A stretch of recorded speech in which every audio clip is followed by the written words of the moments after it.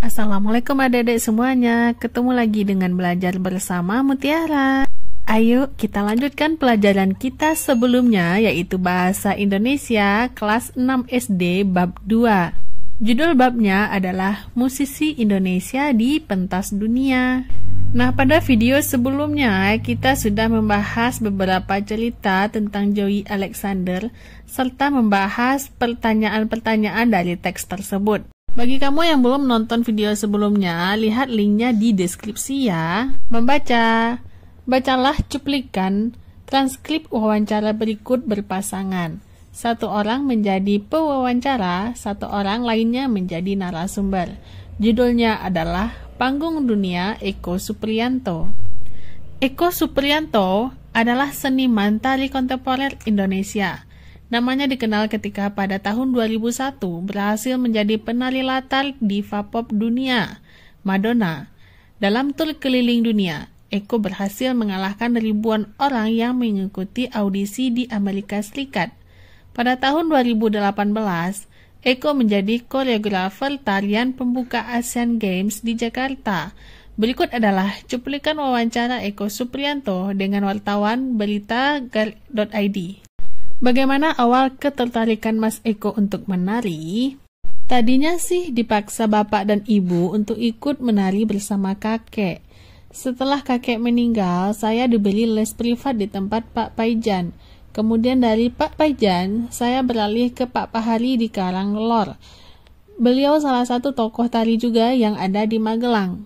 Setelah itu, ketika masuk SMEA, saya setengah berhenti menari karena malu dibilang seperti cah wedok atau anak perempuan kalau menari. Tapi di kelas 3 saya harus memilih antara bermain voli atau menari lagi. Akhirnya saya bertemu dengan tari lagi. Waktu itu saya bertemu dengan Bu Hartik, istri Pak Paijan yang mengajar di SMEA. Dari mereka saya bertemu dengan Pak Alit Mariono, seorang tokoh tari dari Magelang juga. Akhirnya saya mendapat motivasi dari Pak Alit dan guru-guru sebelumnya. Kita mendirikan sanggar tari di Magelang, namanya Sanggar Pitaloka. Sanggar ini tidak hanya melestarikan tapi juga mengajarkan regenerasi tarian-tarian tradisi kita seperti gaya Surakarta, gaya Jogja, maupun gaya-gaya Pak Bagong. Mereka yang menari adalah anak-anak SD, SMP, dan SMA. Dari situlah cikal bakal saya memutuskan untuk terus ditari. Akhirnya saya ambil kuliah di STSI Solo yang sekarang sudah menjadi ISI. Apa yang membuat Mas Eko yakin dengan pilihan berkarir sebagai penari? Saya belajar silat Bima, budaya Indonesia Mataram. Kebetulan di keluarga kami, anak laki-laki diwajibkan untuk ikut silat. Tapi pada saat yang sama, entah kenapa kakek itu ingin cucu-cucunya juga ikut belajar menari. Walaupun yang berhasil cuma saya sekarang ya. Dari awal satu keluarga itu lelaki semua latihan. Ya latihan menari, ya latihan silat. Tapi yang menjadi penari sungguhan cuma saya, tidak ada yang lain. Saya pikir karena pada saat itu, tahun-tahun 80-an dan 90-an, konotasi tari masih dianggap sesuatu yang dilakukan atau dikerjakan dan dipentaskan oleh perempuan.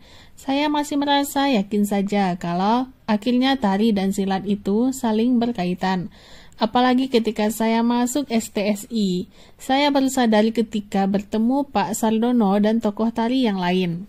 Saya merasa profesi saya sekarang dengan latar belakang yang sama dari keluarga yang sama, bagaimana Mas Don juga belajar silat dari kecil. Akhirnya saya justru merasa beruntung karena dituntun di jalan yang benar.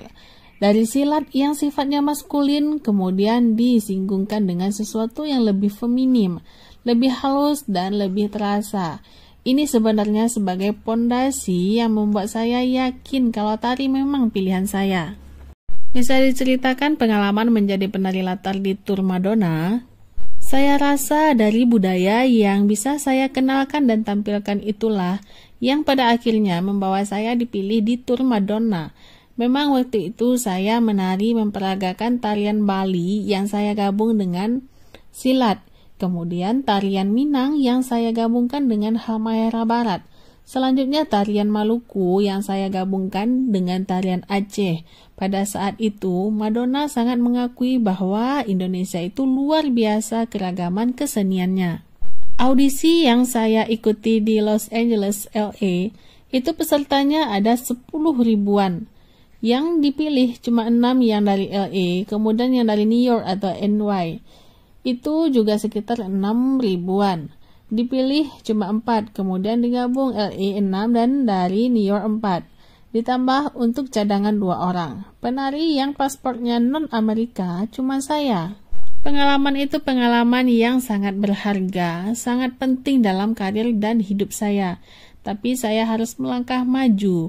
Mungkin dari situ saya justru bisa meneruskan dan membagikan pengalaman ini untuk teman-teman yang lain. Apa kesibukan Mas Eko sekarang? Saya baru mengeluarkan buku, judulnya Ikat Kait Impulsif Sarila. Buku ini dari disertasi saya tentang tari kontemporer Indonesia. Di dalam kesimpulan di buku ini, saya menulis bahwa proses kreatif dari tari kontemporer Indonesia ada 3, yaitu mengunjungi kembali, mempertanyakan kembali, dan menginterpretasi kembali tradisi kita. Saya selalu bilang bahwa saya beruntung dalam hal tari tradisional. Kita mempunyai seniman kontemporer. Kalau tidak, tarian tradisional itu hanya akan ada di museum dan menjadi barang eksotis saja. Hanya akan dipuji. Wah, cantik. Lalu selesai begitu saja. Nah, tugas seniman tari kontemporer inilah yang menciptakan gagasan baru untuk menjembatani supaya tari Indonesia kita tidak hanya dianggap sebagai barang eksotis melulu setiap saat.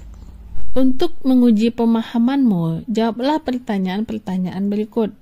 Pertama, menurut kalian, apa yang dimaksud dengan tari kontemporer? Apa perbedaannya dengan tari tradisional? Nah, tari kontemporer adalah tari masa kini yang bentuknya bisa berbeda dari tari tradisional. Sementara tari tradisional adalah tari yang mengikuti pakem atau aturan tertentu. Nomor 2, apakah kalian setuju dengan anggapan bahwa menari hanya cocok dilakukan oleh perempuan? Nah, kalau tidak, apa alasannya? Dan kalau setuju, apa alasannya? Sebenarnya menari bisa dilakukan oleh siapa saja, baik perempuan atau laki-laki, seperti halnya kegiatan kesenian lainnya. Eko Supriyanto terpilih sebagai penari latar Madonna melalui seleksi yang ketat. Ia menjadi satu-satunya orang asing yang terpilih. Apa yang dapat kalian pelajari dari hal ini? Eko Supriyanto mendapatkan pengalaman berharga terpilih dari ribuan penari lain yang mengikuti audisi. Ini menunjukkan kemampuan tarinya dan juga bahwa Indonesia memiliki keragaman tari yang luar biasa. Lanjut ke pertanyaan nomor 4, mengapa Eko Supriyanto tidak ingin tarian tradisi kita hanya dianggap sebagai barang eksotis? Jelaskan dalam kata-kata kalian sendiri.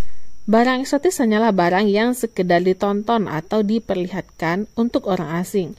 Eko Supriyanto ingin agar tarian tradisional diinterpretasi kembali dan memunculkan gagasan baru dalam berbagai ungkapan dan bentuk.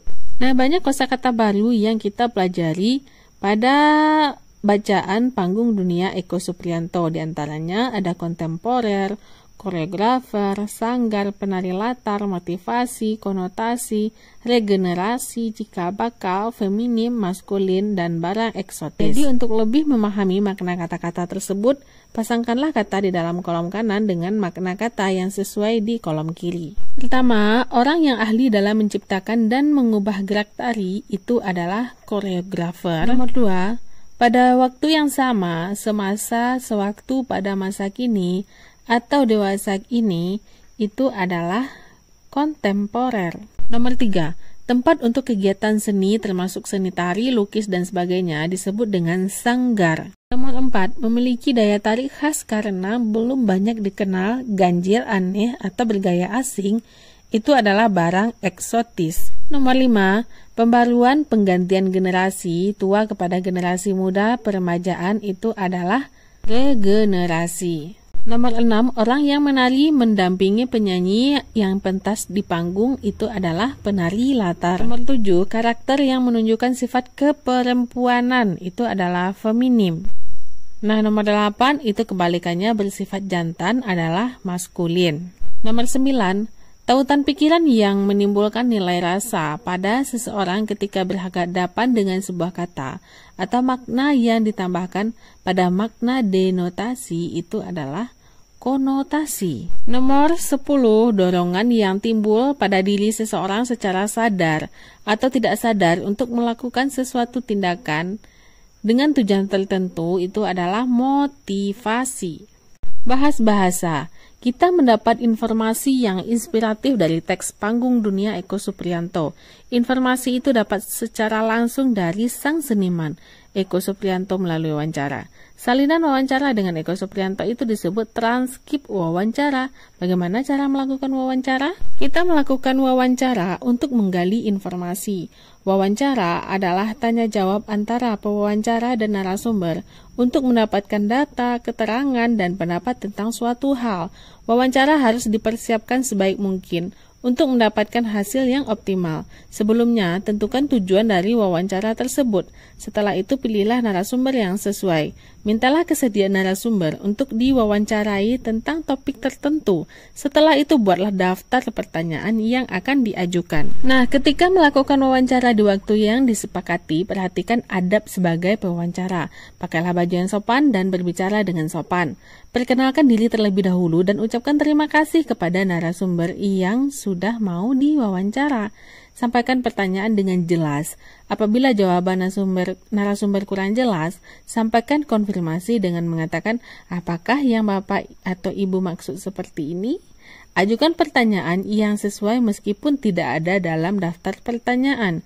Sampaikan terima kasih kepada narasumber ketika wawancara sudah selesai dan mintalah kesediaannya untuk ditanya kembali kalau ada hal-hal yang perlu dikonfirmasi. Hal yang tidak kalah penting dari praktik wawancara adalah menuliskan hasilnya. Kalau kalian mempunyai alat perekam suara, kalian bisa menuliskan transkrip wawancara lengkap. Namun kalau tidak punya alat perekam, kalian bisa merangkum hal-hal yang penting saja dari wawancara dengan merujuk ke tujuan wawancara. Ketika melakukan wawancara, catat kata-kata kunci saja. Tidak perlu menuliskan seluruh kalimat. Lebih baik pewawancara fokus untuk mendengarkan dan memahami jawaban dari narasumber. Berdiskusi. Pertama, mewawancari orang tua atau keluarga di rumah. Setelah membaca transkrip wawancara Panggung Dunia Eko Supriyanto dan teknik wawancara, saatnya kalian mempraktikkan wawancara untuk menggali informasi. Bayangkan dalam beberapa bulan lagi, sekolah kalian akan mendapatkan kunjungan dari siswa dan guru sekolah dasar dari sister city atau kota kembar di luar negeri. Kepala sekolah ingin agar siswa kelas 6 menjadi panitia penyambutan dan mementaskan kesenian khas yang paling dibanggakan dari daerah kalian. Kesenian ini bisa berupa nyanyian, tarian, drama, maupun permainan tradisional. Mungkin para siswa kelas 6 sudah mempunyai ide-ide sendiri, namun lebih baik kalian menggali informasi dari narasumber yang lebih mengerti tentang seni atau yang lebih lama menempati daerah ini.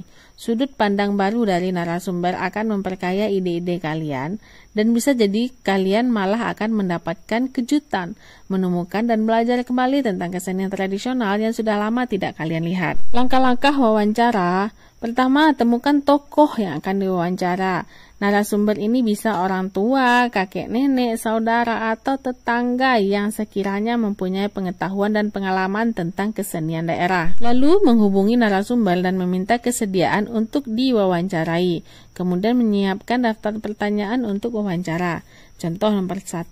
Menurut Bapak atau Ibu, apa kesenian tradisional yang khas dan paling dibanggakan dari daerah ini? 2. Apa alasan Bapak atau Ibu memilih kesenian tradisional tersebut? Nomor 3, bagaimana sejarah atau latar belakang terciptanya kesenian tersebut? Yang keempat, apakah ada permainan tradisional khas dari daerah sini yang sekarang tidak dimainkan lagi oleh anak-anak? Tolong ceritakan bagaimana cara memainkannya. Kalian bisa menambahkan pertanyaan lanjutan yang sesuai. Dengan melakukan kegiatan ini, kalian berlatih melakukan wawancara, menulis hasil wawancara dalam bentuk dialog atau narasi. Kalian dapat merujuk ke transkrip wawancara Panggung Dunia Eko Supriyanto di halaman sebelumnya. Menulis, memilih program pentas seni sekolah. Setiap siswa kelas 6 sudah melakukan wawancara dan mendapatkan ide-ide kesenian khas yang akan ditampilkan untuk menyambut tamu dari luar negeri. Buatlah kelompok 4-5 orang, diskusikan ide-ide kalian dengan teman sekelompok. Pilih 3 jenis kesenian terbaik dari 4 kategori. Ada musik, tari, drama, permainan tradisional yang akan ditampilkan di pentas seni. Dalam pengambilan keputusan, kalian harus mempertimbangkan hal-hal berikut. Pertama, pilih 3 kesenian yang paling unik dan paling menarik untuk tamu dari luar Indonesia. 2. Pilih 3 kesenian yang memungkinkan untuk ditampilkan dari segi pelaksanaan. Contohnya ada berapa jumlah penampil dan waktu latihan. Ketiga, pilih 3 kesenian yang memungkinkan untuk ditampilkan dari segi biaya, pembuatan kostum, properti, ketersediaan alat musik, dan lain-lain. Nah, tugas menulisnya, tuliskan hasil diskusi kelompok kalian dalam catatan sederhana. Apa 3 kesenian yang akan ditampilkan dan alasan memilihnya? Misalnya kesenian yang dipilih itu berasal dari permainan. Contoh permainan tradisional adalah permainan ular naga. Nah, alasannya yang pertama, itu sangat seru dilakukan beramai-ramai. Kemudian, selain ada gerakan, juga ada nyanyian dalam permainan tersebut. Dan alasan yang ketiga, tidak memerlukan properti dalam permainan tersebut. Nah, untuk contoh-contoh lainnya, kamu bisa diskusi bersama teman sekelompokmu, lalu pilih kesenian apa yang kamu pilih bersama teman-teman serta alasannya pada kolom ini. Nah, selesai sudah pembahasan kita pada bab 2 ini. Terima kasih bagi adik-adik yang sudah menonton pada video kali ini. Nantikan video-video pembelajaran selanjutnya masih pada channel ini, Belajar Bersama Mutiara. Terima kasih bagi adik-adik yang sudah menonton. Mohon maaf apabila banyak salah. Terima kasih atas perhatiannya. Assalamualaikum.